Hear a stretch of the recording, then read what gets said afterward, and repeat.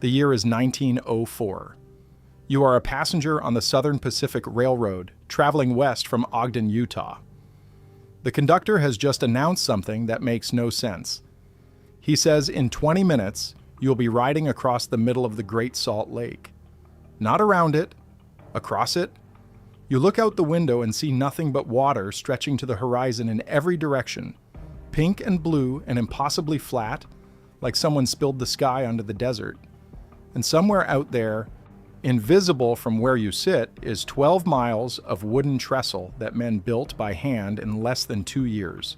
12 miles of railroad track floating on the surface of an inland sea.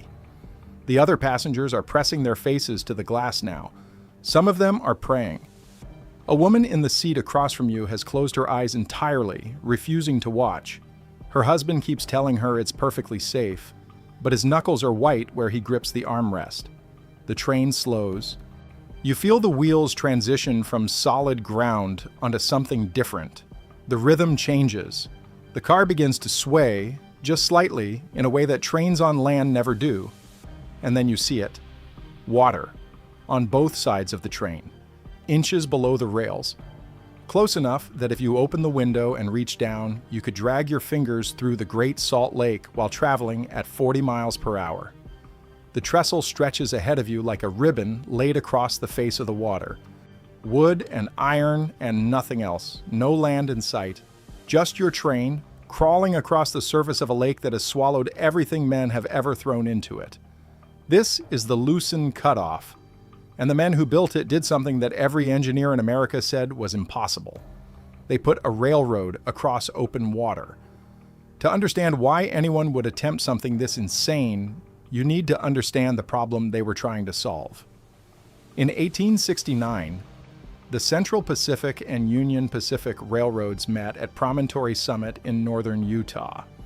You've probably seen the famous photograph, the two locomotives facing each other, the Golden Spike, the moment that connected the eastern and western halves of the United States by rail for the first time in history.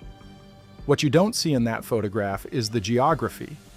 Promontory Summit sits on a peninsula that juts into the Great Salt Lake from the north. To get there, trains coming from the east had to swing around the entire northern edge of the lake, climbing and descending through the Promontory Mountains. The grades were brutal. Some sections tilted at nearly 90 feet per mile, which doesn't sound like much until you understand what that means for a locomotive pulling 60 loaded freight cars. The engines had to work so hard on those grades that the railroad stationed helper locomotives at the bottom of every major climb. Trains would stop, uncouple to the helper engines, grind their way up the mountain, uncouple the helpers, and then continue on. Every single train, every single day, for over 30 years. And the curves were just as bad. The track wound around the mountains like a snake with a broken back, forcing trains to slow to a crawl at dozens of points along the route. A journey that should have taken hours took most of a day. The Southern Pacific Railroad, which had absorbed the Central Pacific by the 1880s, needed a solution. And the solution was needed a solution. And the solution was staring them in the face every time they looked south. The Great Salt Lake. If you could somehow get a train across the water, you could cut 44 miles off the route. You could eliminate the mountain grades entirely. You could reduce the curvature so dramatically that trains could maintain speed instead of crawling. A journey that took 10 hours would take 4. The math was obvious, the engineering was not. The Great Salt Lake is not a normal body of water. It has no outlet. Every drop of water that flows into it either evaporates or stays forever. The salt concentration is so high that nothing lives in it except brine shrimp and certain bacteria. In some years, when evaporation outpaces inflow, the lake shrinks. In others, it swells until it floods the shores. The bottom is not rock, it's not even mud exactly, it's a soupy mixture of salt and silt that can be 20 feet deep in places. Try to drive a pile into that, and it doesn't hit anything solid. It just keeps sinking. Engineers who surveyed the lake in the 1890s came back with reports that ranged from pessimistic to apocalyptic. One wrote that building a railroad across the Great Salt Lake would be like driving fence posts into pudding. Another calculated that the amount of timber required would consume every tree in Utah. The Southern Pacific's chief engineer, a man named William Hood, listened to all of these objections. And then he did something that would define his legacy for the rest of his life. He said they were going to do it anyway. William Hood was not a man who believed in impossible. He had already built railroads through the Sierra Nevada mountains. He had laid track across deserts where temperatures reached 120 degrees. He had bridged canyons that other engineers said could never be crossed. But the Great Salt Lake was different. This wasn't a technical challenge. This was a conceptual one. Nobody had ever built a railroad across open water for this distance. There was no playbook. There were no case studies. There was only the problem and whatever solution Hood could invent. He started with the most basic question. What would the track actually rest on?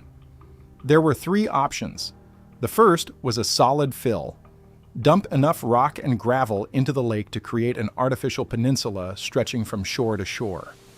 This would be the most permanent solution, but the numbers were staggering. The water across the proposed route was anywhere from 15 to 30 feet deep. To fill that with rock would require moving mountains, literally. Hood calculated that a solid fill would take decades to complete and cost more than the Southern Pacific was worth.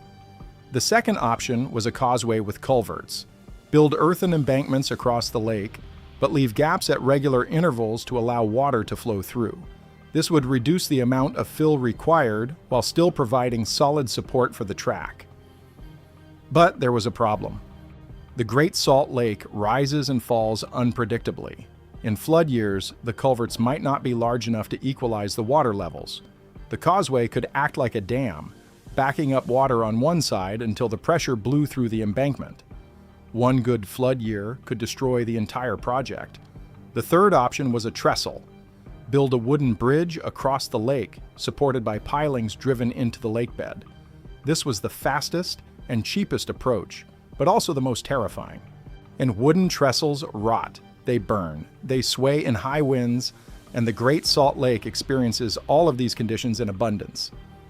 Hood chose the third option, but not because he thought it was the best long-term solution. He chose it because it was the only one that could be completed in time. You see, the Southern Pacific was in a race. Other railroads were eyeing routes into California, and every year the promontory route continued to bottleneck traffic was another year their competitors had to catch up. Hood needed the cutoff open within 2 years. A trestle was the only technology that could make that happen. He would build the trestle first, and then, over the following decades, he would slowly replace it with a solid fill, upgrading the temporary structure into a permanent one while trains continued to run across it. It was an audacious plan. It was also, in retrospect, on exactly what happened. Construction began in March of 1902. The first challenge was getting materials to the work site. The center of the Great Salt Lake is 11 miles from the nearest shore. There were no roads, there were no staging areas, there was just salt water and wind. Hood solved this by building the trestle in 2 directions at once. Crews would start from both the eastern and western shores, working toward the middle. Each crew would lay track behind them as they went, using that track to bring in more materials. The railroad would build itself forward like a living thing, extending across the water pile by pile. The pilings were Douglas fir, brought down from Oregon on flat cars. Each one was 60 to 90 feet long, depending on the depth of the water at that location. They had to be long because the lake bed was so soft. A pile might sink 30 feet through the muck before hitting anything resembling solid ground. The men who did this work came from everywhere. Some were Chinese laborers who had built the original transcontinental railroad and never went home. Some were Mormon farmers from the surrounding valleys looking for winter wages. Some were drifters and criminals and men who simply had nowhere else to go. There were Scandinavian immigrants who had worked in the logging camps of the Pacific Northwest and knew how to handle timber. And there were Italian stonemasons who would later become essential to the fill operations. There were African American workers who had migrated west after the Civil War, looking for opportunities that the South would not provide. There were Native Americans from the local Shoshone bands. men whose ancestors had lived along the shores of this lake for thousands of years before the railroad ever existed. None of them had ever built anything like this before. The pay was not exceptional. $2 a day for general laborers, $2.50 for skilled pile drivers, $3 for foremen. The work was 12 hours on, 12 hours off, 7 days a week. There were no holidays, there were no sick days. If you couldn't work, you didn't get paid, and someone else got your bunk on the floating barge. The work began at sunrise. Crews would row out to the end of the completed trestle in small boats, then climb up onto the structure and begin preparing for the day's work. The pile driver would arrive on a special barge, towed into position by steam launches. Each pile had to be hoisted vertical, positioned precisely, and then hammered down into the lake bed by a weight dropped repeatedly onto its upper end. The pile driver itself was a brutal machine. A steam engine powered a winch that lifted a 2,000-pound iron weight, called a monkey, up a set of guide rails. When the weight reached the top, a trigger released it, and it fell straight down onto the head of the pile. The impact drove the pile a few inches deeper into the mud. Then the winch lifted the monkey again, and the process repeated. 100 drops to drive a pile, sometimes 200 if the mud was particularly stubborn. The men who operated the pile drivers became intimately familiar with the rhythm of their machines. Lift, drop, impact, lift, drop, impact, hour after hour in heat and cold and driving rain. The sound carried for miles across the water, boom, boom, boom. All day long, from both ends of the lake, the pile drivers pounded their rhythm into the salt air. Farmers on the distant shore could hear it. Travelers on the old promontory route could hear it. Everyone in northern Utah knew that sound, and everyone knew what it meant. Men were building something impossible out there on the water. When a pile finally stopped sinking and held firm, the crew would move to the next position and start again. In a good day, working in calm weather, a crew might set 15 or 20 piles. In bad weather, they might set none, and the weather on the Great Salt Lake was rarely good. The lake sits in a basin surrounded by mountains on three sides. Wind funnels down from the canyons and accelerates across the flat water with nothing to slow it down. On calm days, the lake surface is like glass. On stormy days, it generates waves that would not be out of place in the open ocean. Workers on the trestle had nowhere to hide. When storms came, they had two choices: retreat back along the trestle to shore, or hold on and pray. Many of them held on. The pile barges were particularly vulnerable. If a storm caught a barge in the middle of the lake, the crew might spend hours fighting to keep it from capsizing. Men would lash themselves to the machinery and ride it out, soaked in salt water. But from the Lucin Cutoff construction are incomplete. The Southern Pacific did not keep detailed casualty lists for contract workers, and many of the men who died were immigrants whose names were never recorded accurately. But the stories that survive tell of drownings, of men swept off barges by waves, or of pilings that snapped under stress and crushed the workers standing beneath them. One account describes a crew of 9 men who were working on a pile rig when a sudden wind came up. The barge began to roll. The foreman ordered everyone to abandon, but the waves were already too high for the small boats to approach. 6 of the 9 made it to safety by swimming to the trestle and climbing up the pilings. 3 did not. Their bodies were never recovered. The Great Salt Lake, for all its salinity, does not give up its dead. The density of the water keeps corpses floating near the surface, where the sun and the salt desiccate them. Eventually, what remains simply dissolves. The men who built the Lucin Cutoff knew this. They worked over water that might become their grave, and they did it anyway for wages that averaged $2 a day. By the summer of 1902, both ends of the trestle were extending toward the middle of the lake at a rate of about a half mile per week.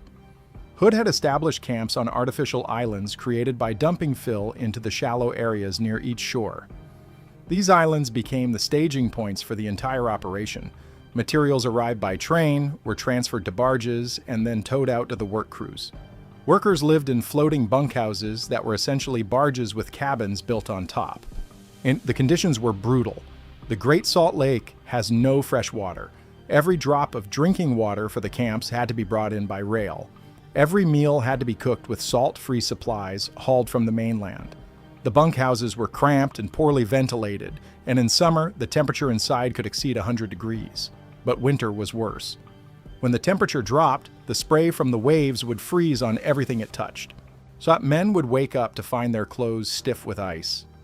The pilings would become coated in frozen salt, making them impossible to grip. Workers would chip ice off the pile drivers before each day's work, only to have it reform by afternoon. Frostbite was common. So were respiratory infections from the constant exposure to salt air and damp. The camp doctors treated everything from pneumonia to skin ulcers caused by prolonged contact with the concentrated brine. And still, the work continued. Hood drove his crews relentlessly because he understood something that the workers on the lake could not see. He understood that time was the enemy. Every month the project delayed was another month. The railroad lost revenue on the promontory route. Every storm that shut down work for a week was a week added to the completion date. He had promised the Southern Pacific Board that the cutoff would be open by the end of 1903. He intended to keep that promise. The most dangerous part of the construction was what happened below the waterline. You see, the lake bed was not uniform. In some places, the pilings would hit solid clay at 15 or 20 feet and hold firm. In others, they would sink and sink and sink until they disappeared entirely, never finding purchase. Hood's engineers developed a system for dealing with this. Where the bottom was too soft to support individual pilings, they would create artificial foundations. Crews would dump loads of rock and gravel around each pile location, building up a base of solid material that the piling could rest on. Then they would drive the pile through this artificial foundation and into whatever lay beneath. It worked, mostly. But there were sections where nothing worked, areas where the lake bed seemed to have no bottom at all, where pilings 90 feet long would vanish without resistance. In these locations, Hood ordered his engineers to try something unprecedented. They would float the track. Instead of driving pilings down to a solid foundation, they would create buoyant supports, wooden boxes filled with sealed air chambers, anchored in place by cables running to dead-weight anchors dropped on the lake bed. The track would rest on these floating platforms, rising and falling with the level of the lake, but never sinking. It was an insane solution. It was also the only one available. The floating sections of the trestle became the most unsettling parts of the crossing. Passengers would feel the train dip and sway as it passed over them, the entire structure flexing beneath the weight of the locomotive. Engineers learned to slow down through these sections, not because of any official speed limit, but because going too fast felt like tempting fate. Remarkably, the floating sections held. They held for decades, carrying thousands of trains across water that should have swallowed them whole. The two ends of the trestle met in the middle of the lake on November 15, 1903. There was no golden spike ceremony, no photographs of dignitaries shaking hands. Just two crews of exhausted men covered in salt and mud, watching as the final pilings were driven and the last rails were spiked into place. The Lucin Cutoff was complete. It had taken 20 months, it had consumed 38,000 pilings, on 28 million feet of lumber and untold quantities of rock, gravel, and fill. It had cost the lives of men whose names we will never know, and it had done something that every engineer in America had said was impossible. It had put a railroad across the Great Salt Lake. The first official train crossed on March 8, 1904. The Southern Pacific had invited journalists and railroad officials from across the country to witness the event. They boarded a special train in Ogden and rode west toward the lake, not entirely sure what they would find. What they found was a miracle of wood and iron. The trestle stretched before them in a perfectly straight line, vanishing into the haze on the horizon. The water was calm that day, and the morning sun turned the lake surface into a sheet of hammered copper. As the train rolled out onto the structure, the journalists fell silent. One of them later wrote that it was like leaving the Earth entirely, like ascending into some other world where the rules of physics had been suspended. The track seemed to float on nothing, supported by invisible forces, carrying them across an inland sea toward a shore they could not see. Another journalist, a correspondent for the San Francisco Chronicle, described looking down through the gaps in the trestle decking and seeing the lake bottom far below. The water was so clear, and looked carefully, the shadows of fish that covered the lake bed.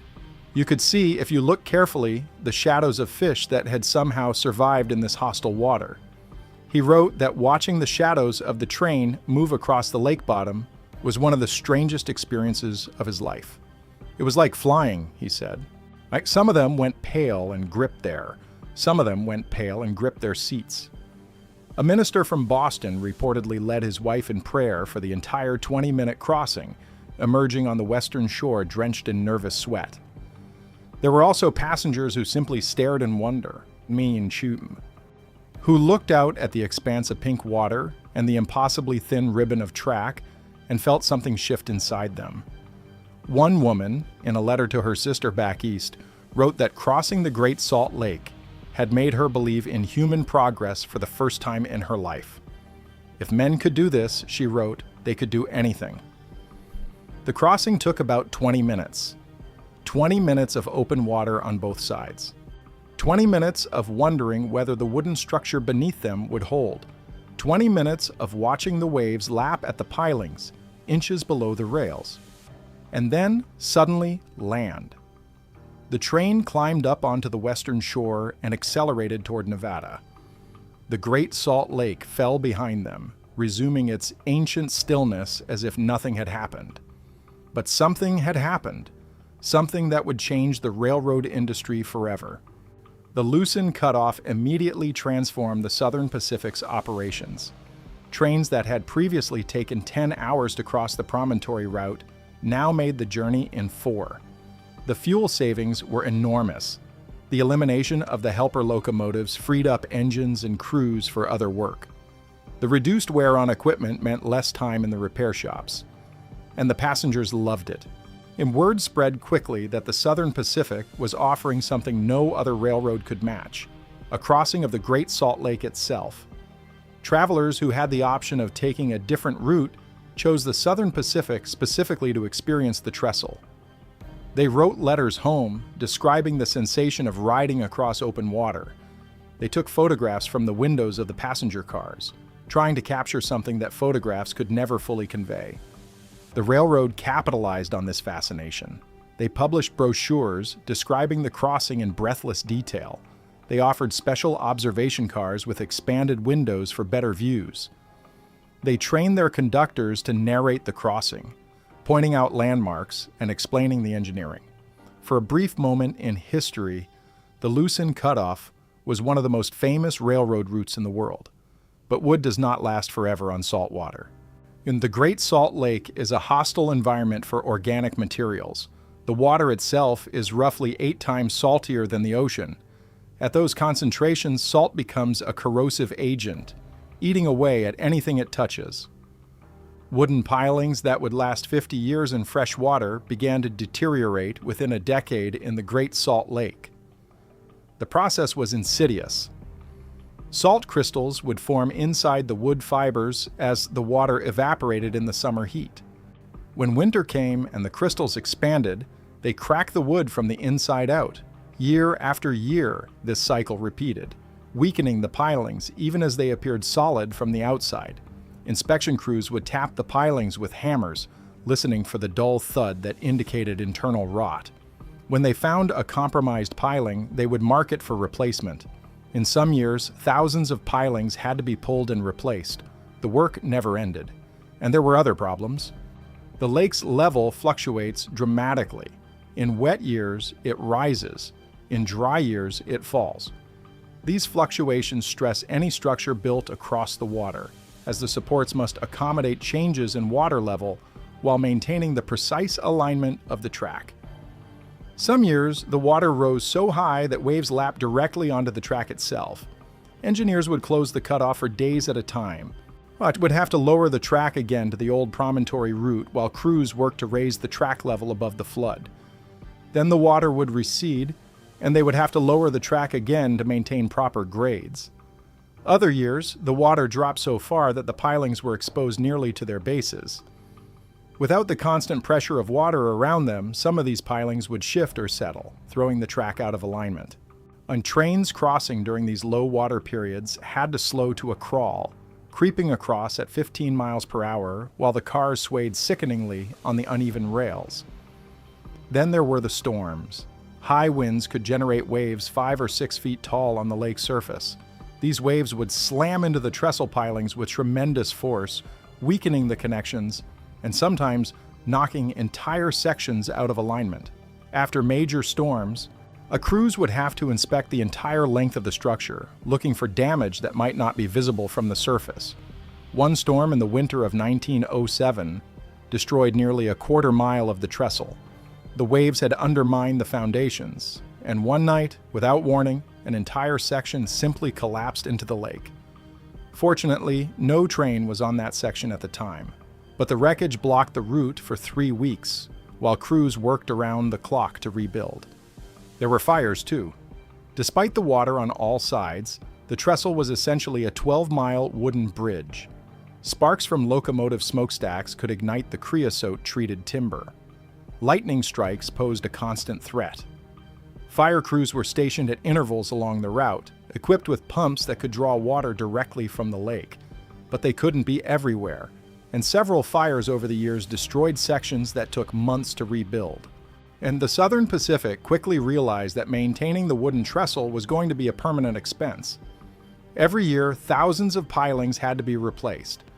Every year, sections of decking had to be renewed. Every year, the accumulated damage from salt and storm and time had to be repaired. It was not sustainable.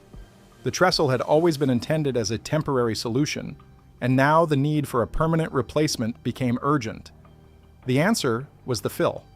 Beginning in 1906, the Southern Pacific started construction on what would become one of the largest earth-moving projects in American history.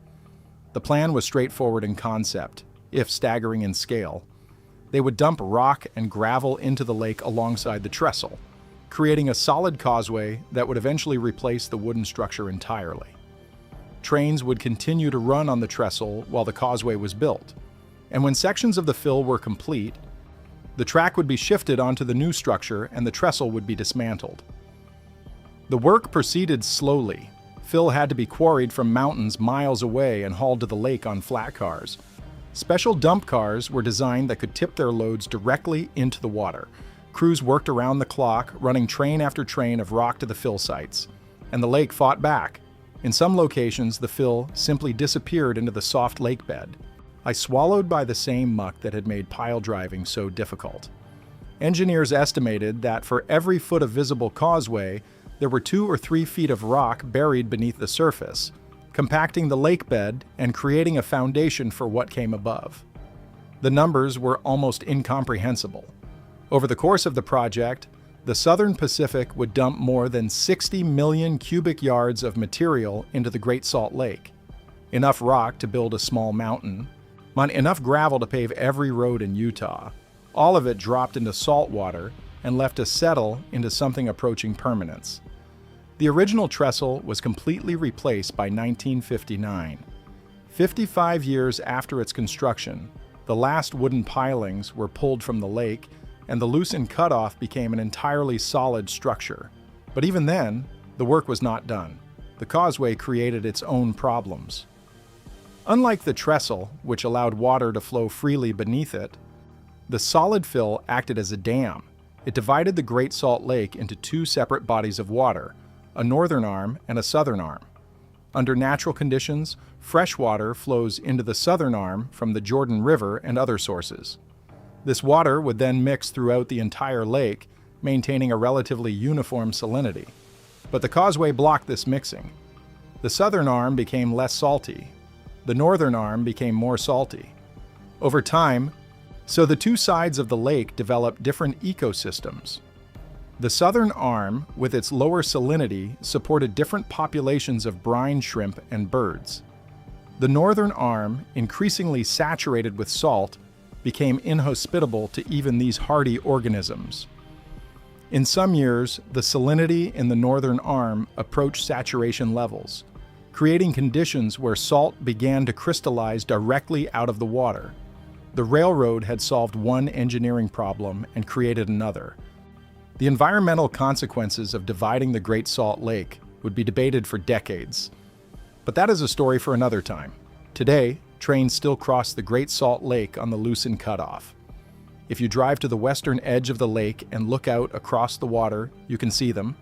Freight trains, 1.5 miles long, carrying containers from California to Chicago, rolling across a structure that their great-grandparents would have considered impossible. The causeway has been modified and strengthened over the years. Culverts were added to allow some water exchange between the two sides of the lake. The track has been upgraded from the original light rail to modern heavy-duty steel. The signaling systems have been automated, but the route is the same. Union Pacific, which now owns the former Southern Pacific lines, runs dozens of trains across the cutoff every day. Container trains, coal trains, intermodal trains carrying everything from automobiles to Amazon packages. The same water that nearly stopped William Hood now carries the commerce of a continent. The engineers who operate these trains say the crossing is unremarkable now. Just another section of track between Ogden and Nevada. Most of them have made the journey so many times that they barely glance at the water anymore. It's just part of the job, but some of them still feel it. For the next 12 miles, there is nothing beneath them but rock and gravel and ancient salt water. One engineer, in an interview recorded for the Utah State Historical Society, described what it felt like to cross the cutoff for the first time as a young trainee. He said he spent the entire crossing with his hands tight on the throttle, fighting the irrational urge to speed up and get to the other side faster. He knew the causeway was solid. He knew thousands of trains had crossed safely before him. But some primitive part of his brain refused to accept that humans belonged out there on the water. He said he got over it eventually. Everyone does. But he never forgot that first crossing. And he never stopped feeling a small thrill of accomplishment when his train climbed up onto solid ground on the western shore. What happened to the old promontory route? When the Lucin Cutoff opened in 1904, the tracks over Promontory Summit became redundant. For a few years, the Southern Pacific maintained both routes, using the mountain line as a backup during the trestle's frequent closures. But the expense of maintaining two parallel routes became untenable. In 1942, the rails over Promontory Summit were pulled up and donated to the war effort. The steel was melted down and turned into ships and tanks and artillery shells. The ties were pulled and left to rot in the desert sun. The grades that locomotives had struggled to climb for 70 years were abandoned to the wind and the weeds. The Golden Spike Ceremony site itself was preserved as a National Historic Landmark. You can visit it today, stand on the spot where the Central Pacific and Union Pacific met in 1869, and look out at a landscape that has returned almost entirely to wilderness. There are no trains there anymore. There haven't been for 80 years. But 11 miles to the south, across the pink water of the Great Salt Lake, the Lucin Cutoff still carries the railroad, still carries the freight, still proves every single day that the men who built it knew what they were doing. The same 11 miles across open water, the same straight shot from shore to shore. The same passage that William Hood surveyed in the 1890s and declared worth building, regardless of what anyone else thought. The original trestle is gone now. The last remnants were removed decades ago, and the only evidence that it ever existed are old photographs and the memories of people who are themselves gone. The wooden pilings that those unnamed workers drove into the lake bed, one at a time, in wind and storm and freezing salt spray, have long since rotted away. But what they built remains. Not the structure itself. Structures can be replaced. What remains is the proof that it could be done at all. The proof that men with no more than hammers and saws and raw determination could stretch a ribbon of steel across an inland sea and make it hold. There is a particular kind of arrogance in what the railroad builders of that era attempted. Not arrogance in the negative sense, not the arrogance of men who thought they were better than others, but the arrogance of men who looked at a body of water that had existed since the Ice Ages and said, "We are going to put a railroad across you." They didn't ask permission. They didn't wait for technology to catch up to their ambitions. They simply looked at the problem, looked at the tools they had available, and started building. And they succeeded. Not without cost, not without sacrifice, not without the lives of workers whose families never received compensation, whose graves are somewhere beneath the pink water that still laps at the causeway's edge. The Lucin Cutoff was built on the bodies of the forgotten, like so much of America's infrastructure, but it was built. The next time you look at a map of the western United States, find the Great Salt Lake, find that strange pink body of water sitting in the middle of Utah like a landlocked sea, and look at the line that crosses it. That line represents 12 miles of wooden trestle that took 20 months to build, 60 million cubic yards of rock that took 55 years to dump, over a century of trains carrying the freight that built modern America. That line represents the men who drowned in the salt water, the men who froze on the pile barges in January storms, the men who never went home, whose names were never recorded, whose sacrifice made everything that came after possible. We owe them something. We owe them at least the remembrance that they existed, that they did this thing that everyone said couldn't be done, that they stood on floating platforms in the middle of an inland sea and drove pilings into the muck, hour after hour, day after day, because someone had to do it and they were the ones who showed up. The Lucin Cutoff is still there. The trains still cross.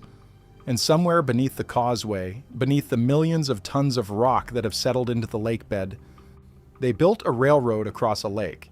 And they built a railroad across a lake. And the lake, after 120 years, has finally accepted that fact. If you found this story worth hearing, consider subscribing to the channel. I document the forgotten engineering projects that built America, the workers who made them possible, and the cost we paid for progress. Next week, we'll look at another impossible crossing, another body of water that men said couldn't be bridged, another crew of workers who proved them wrong. Click the video on screen now to see more stories like this one.